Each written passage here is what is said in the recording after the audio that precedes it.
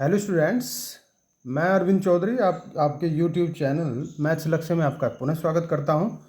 हम एक्सरसाइज 1.3 के 5 सवाल पहले से कर चुके हैं। तो अब अगले इस वीडियो में क्वेश्चन नंबर 6 से हम शुरू करते हैं। और जो चीज़ें क्लियर नहीं हो पाई थी एक्सरसाइज 1.3 में, वो क्वेश्चन नंबर 5 तक वो हम कोशिश करेंगे कि आगे जितने भी आज क्वेश्चन कराए जाएं, आज इसको क्लियर कर दिया जाए। तो शुरू करते हैं टाइम वेस्ट ना करते हुए। सिद्ध कीजिए कि f such that -1 to n to r f x equal to x by x plus 2 द्वारा प्रदत्त फलन एकेकी है। और फिर क्या करना है, फलन f such that -1 to 1 to f का परिसर का प्रतिलोम फलन ज्ञात कीजिए। समझिए ध्यान से,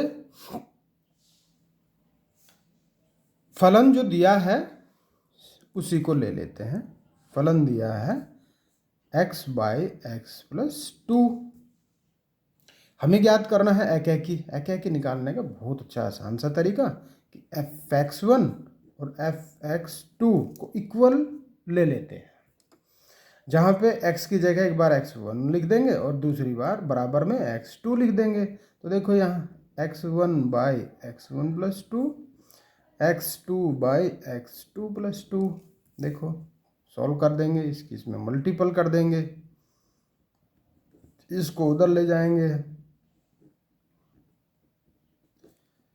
दोनों की मल्टीपल अंदर x1 की मल्टीपल कर देंगे, x1 x2 plus 2 x1 equal to x1 x2 या x2 x1 कैसे भी लिख सकते हैं, मल्टीपल में चल जाता है, क्रम विनिमय चलता है मल्टीपल में।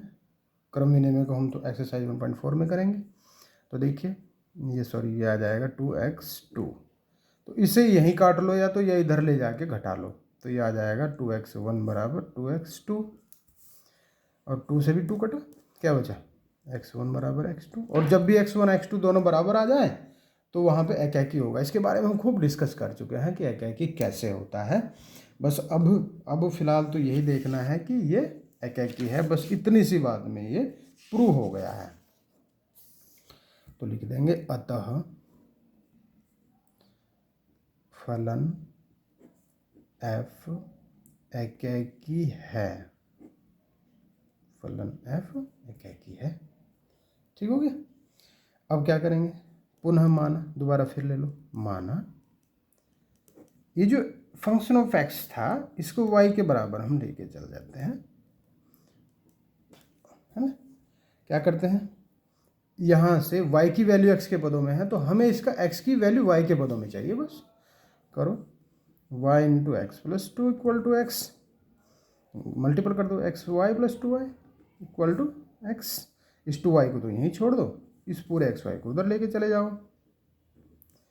x दोनों में से कॉमन ले सकते हैं, 1 माइनस वाई बचा और y क्या बचा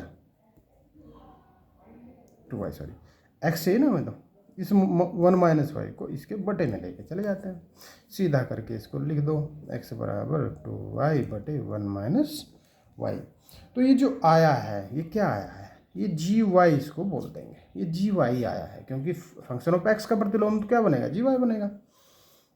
इसलिए एफ इनवर्स एक्स, जिसे कि हमने जी वाई बोल दिया है, यहाँ आया है 2y बटे 1 माइनस वाई। बस हो गया, ये निकालना था।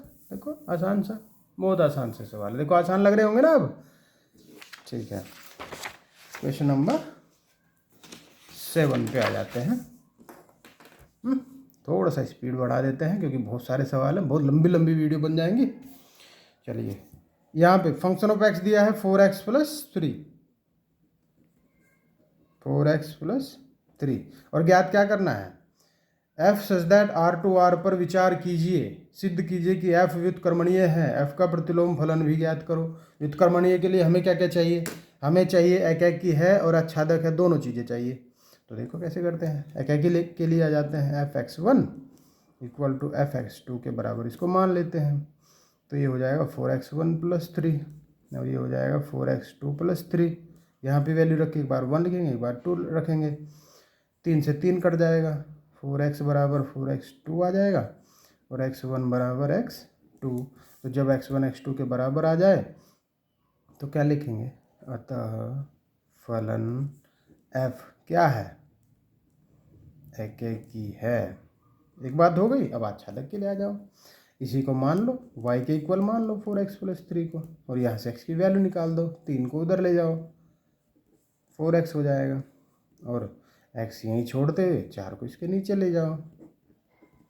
अब प्रत्येक y की वैल्यू के लिए ध्यान से देखिए, देखो y की वैल्यू हम यहाँ कुछ भी रखें, क्योंकि उसने क्या बोला है, r टू r, यही चीज़, real number to real number.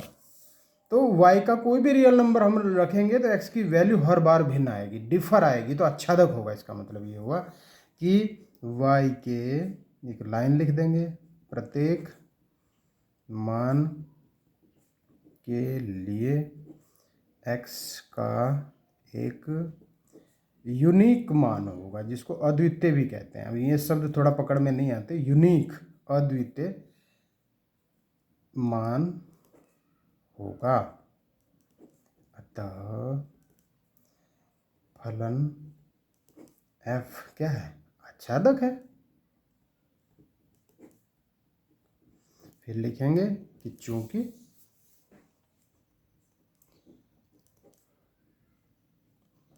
फलन f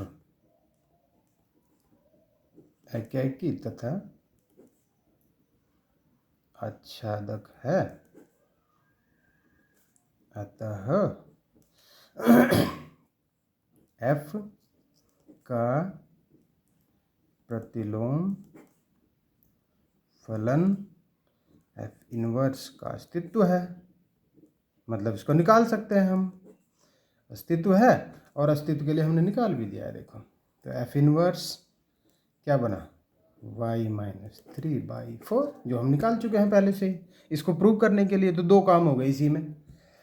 ये हो गया उत्तर। अब इसको यहीं छोड़ दो, हो गया। क्वेश्चन नंबर 8 देखिए, यहाँ पे क्या दिया इसने, यहाँ पे दिया है फंक्शन ऑफ x = x² +4। इसने बोला है कि fx = x² + 4 द्वारा प्रदत्त फलन f सच दैट r2 4 से अनंत पर विचार कीजिए, सिद्ध कीजिए कि f व्युत्क्रमणीय है तथा f का प्रतिलोम f इनवर्स y = ये है द्वारा प्राप्त होता है, जहां r सभी ऋणेतर वास्तविक संख्याओं का समुच्चय है। तो यहाँ ऋणेतर वास्तविक संख्याओं का समुच्चय है, रियल नंबर्स का ऋणेतर, ठीक है, रियल नंबर्स हैं। चलिए क्या करना है, सबसे पहले व्युत्क्रमणीय है तो क्या निकालेंगे, एकेकी और आच्छादक। तो पहले सबसे पहले एकेकी निकाल दो।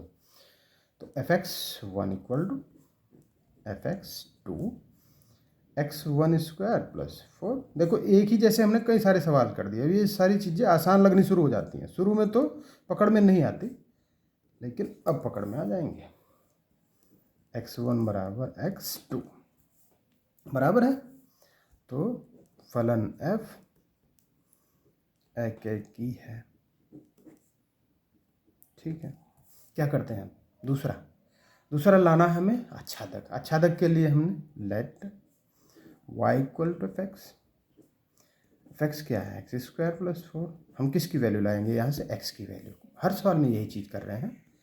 x² यहीं छोड़ा, 4 को उधर लेके चले गए, स्क्वायर को जब उधर लेके चले जाएंगे तो स्क्वायर रूट में कन्वर्ट हो जाएगा, तो x की एक वैल्यू आ जाएगी। और फिर यहाँ भी यही चीज़ निकल के आई कि हम y की कोई भी वैल्यू रख दें, ऋणेतर मतलब जो कि ऋणात्मक ना हो, तो x की वैल्यू भी ऋणेतर ही आएगी, ऋणेतर रियल नंबर, ओके। ऋणेतर मतलब पॉजिटिव। देखो ये लाइन लिखनी है बस कि y के प्रत्येक मान के लिए x का मान, इसी की भाषा में लिख दो, ऋणेतर वास्तविक संख्या होगा तो फलन f आच्छादक है। चूंकि फलन f एकैकी तथा आच्छादक है तो f इनवर्स का अस्तित्व है। इसलिए हम निकाल चुके हैं f इनवर्स, ये f इनवर्स ही निकलता है ऐसे √y-4, और ये सिद्ध करना था, ये दे रखा है इसने, ये सिद्ध करना था। एक चीज़ मैं आपको बता देता हूँ कि ये सारे सवाल करने के लिए ये थ्योरी ज़रूरी है। अगर ये आप थ्योरी छोड़ देंगे, ये सोचेंगे कि बोरिंग है, बस x बराबर √y-4 किया, सीधा f इनवर्स इक्वल टू ये लिख दिया, तो बात समझ में नहीं आएगी। फिर ये जिसे मार्किंग करनी है उसे सारी बात समझानी पड़ेगी कि इसलिए है, ये है, इसलिए है। ठीक है, तो अच्छे नंबर आपको चाहिए तो उसको सारी बातें समझानी पड़ेंगी आपको कि इस सवाल में ये था, वो था, सो था। ओके, चलिए क्वेश्चन नंबर देखो 9, 10, 11, 12 सब ऐसे ही हैं। थोड़ा सा 2 ऑब्जेक्टिव इसमें दे रखे हैं, उस पर भी चर्चा कर लेते हैं। वैसे तो सब चीज़ क्लियर हो गई होगी तुम्हारे, लेकिन एक बार फिर देख लेते हैं। क्वेश्चन नंबर 3 को भी साथ साथ लेके चल देते हैं। यदि f such that r to r fx equal to 3 minus x to the power 3 to the power 1/3 द्वारा प्रदत्त है तो f(x) बराबर है किसके? f(f) का बताया था मैंने, एक सवाल आया था पीछे, 1-2 सवाल लगभग। चलिए यहाँ भी कर लेते हैं। Function of x is equal to 3 minus x cube to the power 1/3 where f such that r to r, okay, real number to real number. हमें चाहिए f of x। चलिए f of fx, इसमें क्या करना है, fx ये पूरी value रख देंगे, ये वाली 3 minus x cube की पावर 1/3, ये चाहिए हमें। अब दोबारा से फिर फंक्शन निकालना है, एफ ई का निकालना है फंक्शन भी। तो क्या करना है इस बार, देखो ध्यान से समझना है, बस यहाँ पे खो जाते हैं कुछ बच्चे इसकी कैलकुलेशन में। ये जो पूरा है 3 माइनस इस x की जगह ये पूरा लिखना है, पूरा का पूरा, ध्यान से समझिए। x ये है यहाँ पे, तो ये पूरा का पूरा लिखना है इसकी जगह 3 minus x क्यूब की पावर 1/3। हमने केवल इतने की जगह रखेंगे इसको, और उसकी भी पूरे की पावर 3, ठीक है। और फिर उसकी भी पावर कितनी, उस पूरे की पावर, उसकी भी पावर 1/3। तो इस पावर में खो मत जाना, कभी ज़्यादा पावर हो जाए, ज़्यादा पावर होने से आदमी खराब स्थिति में चला जाता है।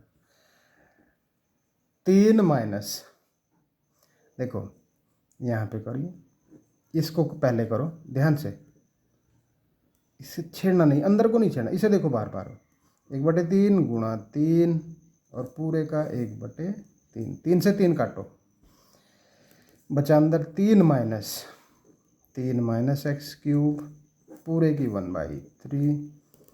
तो इसको ब्रैकेट को खोल दो, 3 माइनस 3 प्लस x क्यूब, 3 से 3 कटा, क्या बचा, x की पावर 3 और इसकी भी पावर 1/, और पावर की क्या हो जाती है, मल्टीपल हो जाती है, तो x की पावर 1 मतलब x आ गया।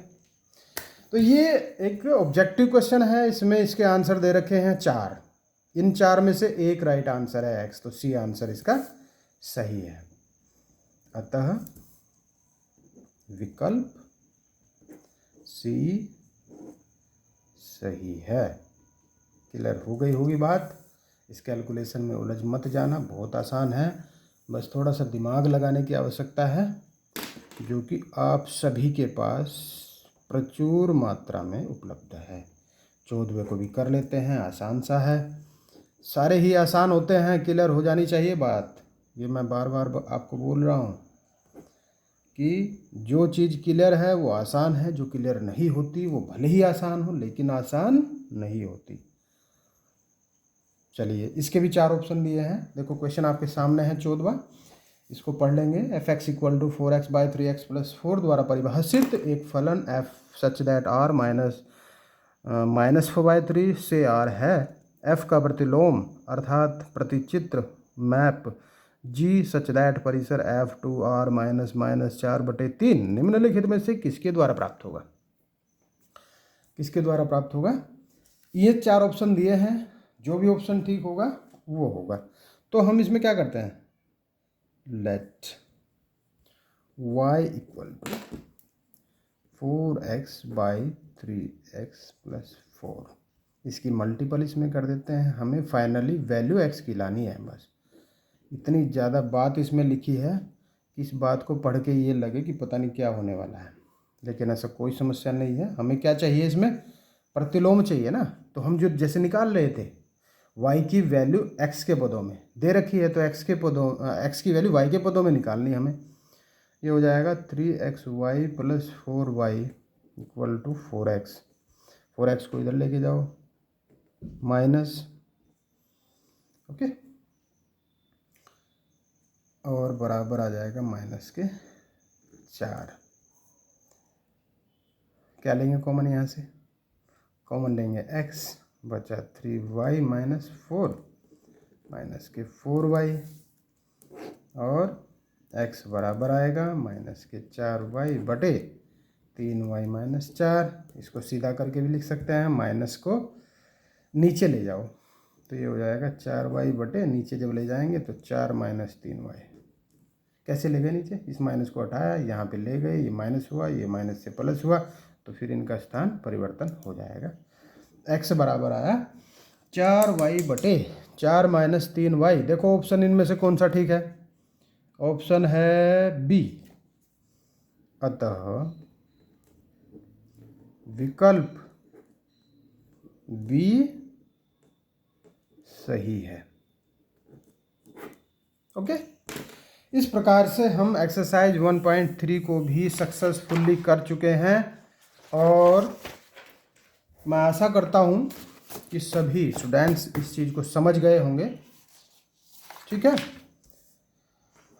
तो बस बाद में फाइनली मैं यही कहना चाहूँगा कि जब हम एक्सरसाइज 1.4 शुरू करें तो उससे पहले जो मेरी वीडियो आए उससे पहले ही एक्सरसाइज 1.3 तक ये सारी चीज़ें क्लियर हो जानी चाहिए। नहीं कोई चीज़ समझ में आती है तो आप कमेंट सेक्शन में जाकर कमेंट कर सकते हैं, और इसको अगर अच्छी लगती है आपको तो इसको लाइक, सब्सक्राइब और शेयर ज़रूर करें।